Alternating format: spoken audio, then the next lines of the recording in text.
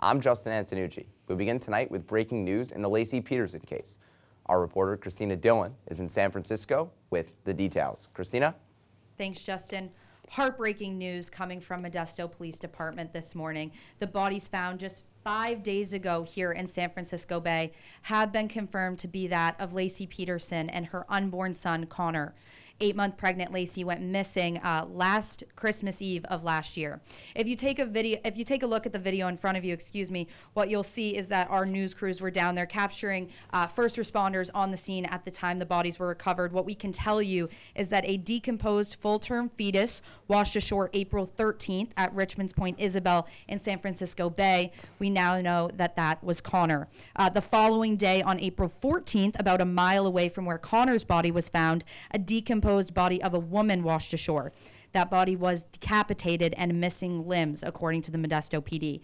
We now know that that was Laci Peterson.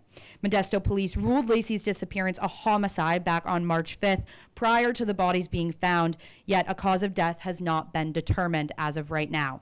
Like I said, this was ruled a homicide back before the bodies were found last month, but this was not what anybody could have imagined or hoped for. It's a nightmare for the Peterson family and for everyone that was following this case. It's a somber day here in the Bay Area, Justin. Yeah, thanks, Kristina. It's certainly not what anyone had hoped for. Laci Peterson's husband, Scott Peterson, was named a suspect early on in this investigation. Is there any word if police have decided to press charges yet?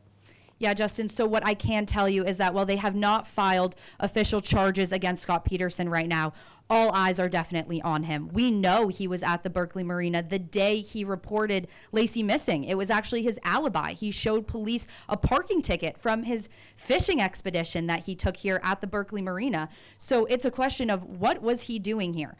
Compound that with the fact that he had a months-long affair with Amber Frey that broke last month. He's cut all ties with Laci's family, or should I say they have cut ties with him. He was also named a suspect by the Modesto PD, and he definitely is being looked at very suspiciously by the public. So time will tell. Our sources tell us an arrest might not be too far off. Live in San Francisco, I'm Kristina Dillon. Thanks, Kristina.